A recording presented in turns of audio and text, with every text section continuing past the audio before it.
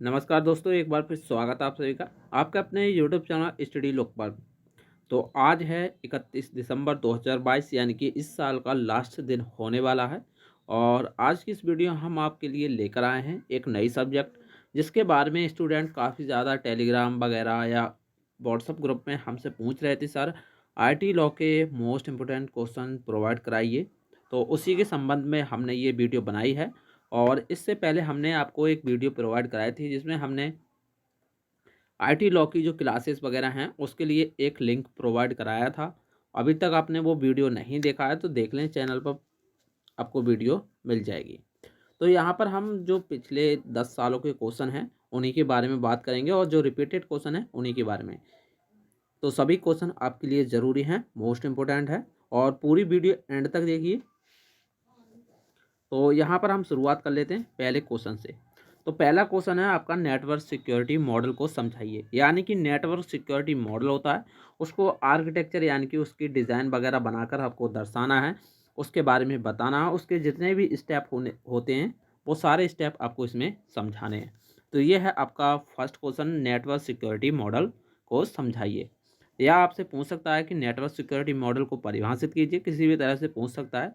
तो बेसिकली आपको इस क्वेश्चन को ध्यान रखना है, काफ़ी ज़्यादा मोस्ट इंपॉर्टेंट क्वेश्चन है आपके लिए। उसके बाद यहाँ पर अगला क्वेश्चन है आपका, काफ़ी ज़्यादा मोस्ट इंपॉर्टेंट है। डीईएस यानी कि डेटा एन्क्रिप्शन स्टैंडर्ड एल्गोरिदम की व्याख्या कीजिए। काफ़ी ज़्यादा मोस्ट इंपॉर्टेंट क्वेश्चन है। और उसके बाद यहाँ पर थर्ड क्वेश्चन की बात करें तो थर्ड क्वेश्चन है आपका फायरवॉल। देखो भाई, फायरवॉल पे आपके सिलेबस में कई सारे क्वेश्चन आते हैं। तो यहाँ पर पूर्ण रूप से आपको फायरवॉल को परिभाषित कीजिए एवं इसकी डिज़ाइन एवं लिमिटेशन को समझाइए। अब यहाँ पर आपसे फायरवॉल के प्रकार भी पूछ सकता है, फायरवॉल की लाभ एवं हानियों को भी पूछ सकता है। तो इसलिए आपसे आपको कहना चाहते हैं, जो आपका फायरवॉल जो चैप्टर है उसे काफ़ी अच्छी तरह से पढ़ें, क्योंकि इससे ज़्यादातर क्वेश्चन आपके सिलेबस से आते ही आते हैं। तो इसलिए आपको फायरवॉल जो क्वेश्चन है उसे काफ़ी अच्छी मेहनत से पढ़ना है। उसके बाद यहाँ पर चौथे क्वेश्चन की बात कर लेते हैं।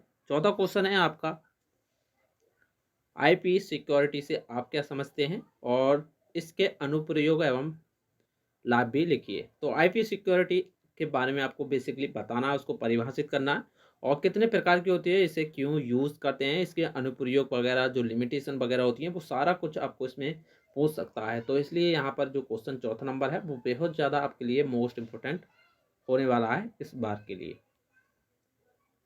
उसके बाद यहाँ पर पांचवा क्वेश्चन है वीपीएन। वीपीएन की फुल फॉर्म होती है वर्चुअल प्राइवेट नेटवर्क। तो इसे परिभाषित कीजिए एवं इसका यूज़ क्यों करते हैं वो भी आपको इसमें बताना है। काफ़ी ज़्यादा मोस्ट इम्पोर्टेंट क्वेश्चन है। उसके बाद यहाँ पर जो अगला क्वेश्चन है आपका, क्वेश्चन नंबर 6 है, आईडीएस क्या है।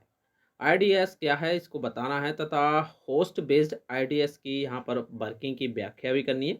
यानी कि होस्ट बेस्ड आईडीएस की यहाँ पर आपको कार्यविधि भी समझानी है।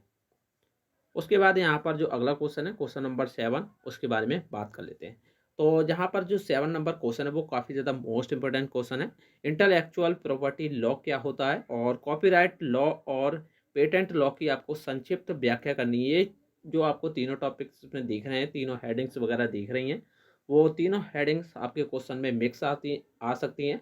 पिछली बार जो आपका 2019 का क्वेश्चन पेपर है उसमें ये क्वेश्चन पेपर में दिया है, ये वाला जो क्वेश्चन है। तो इसलिए आपको बेहद ज़्यादा इंपॉर्टेंट क्वेश्चन है। उसके बाद यहाँ पर क्वेश्चन नंबर 8 की बात कर लेते हैं। तो क्वेश्चन नंबर 8 है आपका, डिजिटल सिग्नेचर तथा सर्टिफिकेट में क्या अंतर है, इन्हें कैसे सत्यापित किया जाता है। यानी कि डिजिटल सिग्नेचर क्या होता है ये आपको बताना है, फिर उसके बाद डिजिटल सर्टिफिकेट क्या होता है ये बताना है, फिर उन दोनों के बाद आपको इन दोनों में जो अंतर होता है उन्हें बताना है, और उसके बाद आपको कैसे इसे प्रमाणित किया जाता है, यानी कि सत्यापित किया जाता है, कैसे इसका वैलिडेशन किया जाता है वो आपको इसमें बताना है। अब चलते हैं क्वेश्चन नंबर 9 की तरफ। तो क्वेश्चन नंबर 9 है आपका, आईडीएस। आईडीएस क्या है, इसके प्रकार बताइए। काफ़ी ज़्यादा मोस्ट इंपोर्टेंट क्वेश्चन है आईडीएस वाला। उसके बाद यहाँ पर क्वेश्चन नंबर 10 है। क्वेश्चन नंबर 10 है, इनक्रिप्शन से आप क्या समझते हैं, इसके विभिन्न प्रकार को समझाइए। इनक्रिप्शन और क्रिप्टोग्राफी काफ़ी ज़्यादा मोस्ट इंपोर्टेंट है आपके सिलेबस में, तो इनक्रिप्शन आपको बेहद ज़्यादा इंपॉर्टेंट है, तो इसलिए आप इस क्वेश्चन को नोट कर लें।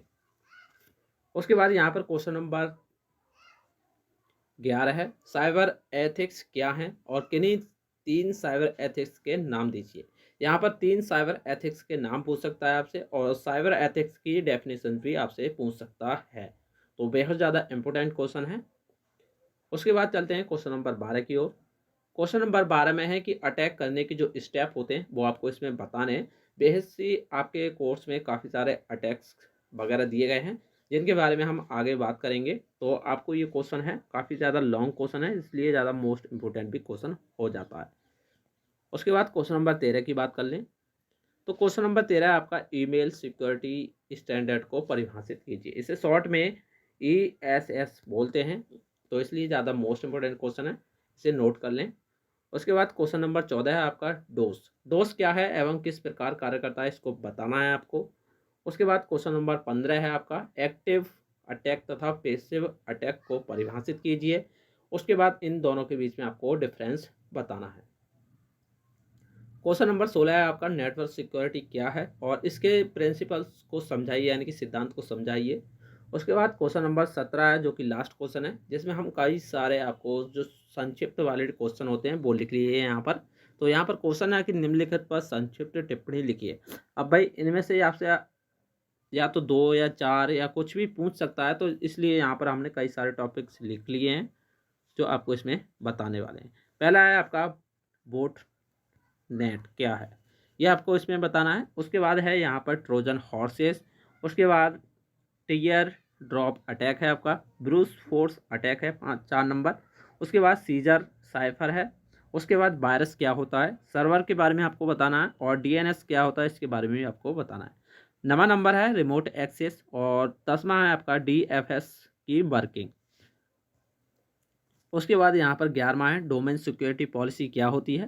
क्वेश्चन नंबर 12 है आपका बैक डोर एवं ट्रैक डोर के बारे में आपको अंतर भी पूछ सकता है। उसके बाद यहाँ पर लास्ट है आपका क्रिप्टोग्राफी। तो ये हैं आपके मोस्ट इंपोर्टेंट क्वेश्चन, एक बार इनका स्क्रीनशॉट ले सकते हैं। और सारे स्टूडेंट चैनल को सब्सक्राइब कर लें, जिन्होंने अभी तक सब्सक्राइब नहीं किया है तो वो कर ले। और यहाँ पर आप इनका स्क्रीनशॉट भी ले सकते हैं। ये मोस्ट इम्पोर्टेंट क्वेश्चन है जो आपको इस साल परीक्षा में देखने के लिए मिल जाएंगे।